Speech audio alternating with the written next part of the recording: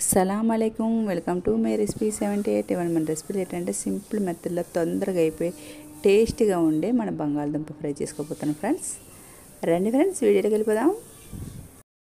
ఒక అర కేజీ బంగాళదుంప తీసుకొని ఇలాగా కట్ చేసి కడిగేసుకున్న తర్వాత మన స్టవ్ మీద కుక్కర్ పెట్టుకొని కుక్కర్లో నీళ్ళు పెట్టుకున్న తర్వాత ఈ బంగాళదుంపలు వేసుకుని 2 విజిల్ వచ్చే వరకు మనం ఉడికించుకోవాలి. ఇలాగ విజిల్ వచ్చిన తర్వాత మనం స్టవ్ ఆఫ్ చేసుకున్నాక మనం కుక్కర్ మూత తీసుకొని ఈ బంగాళదుంపలన్నీ ఉడికాయో లేదని ఒకసారి చూసుకోవాలి. ఇప్పుడు ఈ బంగాళదుంపలన్నీ తీసుకొని మనం చల్లటి వాటర్ వేసుకొని మనం పైన తోలంతా తీసుకోవాలి. ఇలా తీసుకున్న తర్వాత మనం కట్ చేసుకోవాలి. ఇలాగ బంగాళదుంపలు అంతా కట్ చేసుకోవాలి. అలాగే 2 పెద్ద ఉల్లిపాయలు తీసుకొని సన్నగా కట్ చేసుకోవాలి. అలాగే ఒక 4-5 పచ్చిమిరపకాయలు కూడా కట్ చేసుకోవాలి. అలాగే 1 టేబుల్ స్పూన్ జీలకర్ర, 1 టేబుల్ స్పూన్ ఆవాలు, 1 టేబుల్ స్పూన్ శనగపప్పు తీసుకొని స్టవ్ మీద ఒక కళాయి పెట్టుకొని ఇలాగా మనం పోపు దినుసులు వేసుకోవాలి.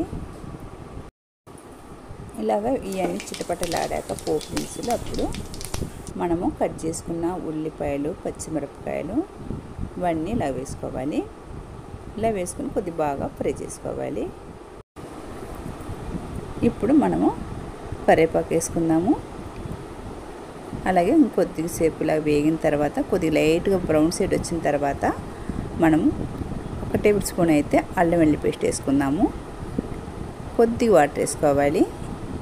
ఇప్పుడు బాగా కొద్దిగా కలుపుకొని పచ్చివాసన పోయేంత వరకు మనం ఫ్రై చేసుకోవాలి. ఇలా ఫ్రై అయిన తర్వాత మనం కొద్దిగా పసుపు వేసుకుందాము. ఒక 1/2 టేబుల్ స్పూన్ పసుపు, అలాగే అల్లం వెల్లుల్లి పేస్టు, అలాగే పసుపు కొద్దిగా బాగా వేగనిచ్చిన తర్వాత మనము సాల్ట్ వేసుకోవాలి. సాల్ట్ వేసుకున్న తర్వాత మనము బంగాళదుంప వేసుకోవాలి. బంగాళదుంప వేసుకొని బాగా కలుపుకోవాలి. ఇలా బాగా కలుపుకొని మనమైతే 1-2 నిమిషాలు అయితే మనం మూత పెట్టేసుకున్నాము. అలాగే ఇప్పుడైతే మనకైతే 2 నిమిషాలు అయిపోయింది. ఇప్పుడైతే మన బంగాళదుంప చూద్దాము. మన కారపొడి మన అవసరం లేదు, మనకు దీనికైతే పచ్చిమిరపకాయ కారమే దీనికి సరిపోతుంది. అలాగే ఉప్పు, కారం, పసుపు ఇంతే ఈ ఫ్రైకి అయితే. ఉప్పు సరిపోయిందో చూద్దాము. ఉప్పు సరిపోకపోతే కొద్దిగా సాల్ట్ వేసుకోవాలి. ఇలా ఒక్కసారి కలుపుకున్న తర్వాత మనకైతే బంగాళదుంప ఫ్రై అయితే రెడీ అయిపోయింది. సింపుల్ మెథడ్లో తొందరగా అయిపోద్ది. అన్నంలో కలుపుకోండి, అలాగే సైడ్ డిష్గా సాంబార్లోకి, రసంలోకి చాలా టేస్టీగా చాలా బాగుంటుంది.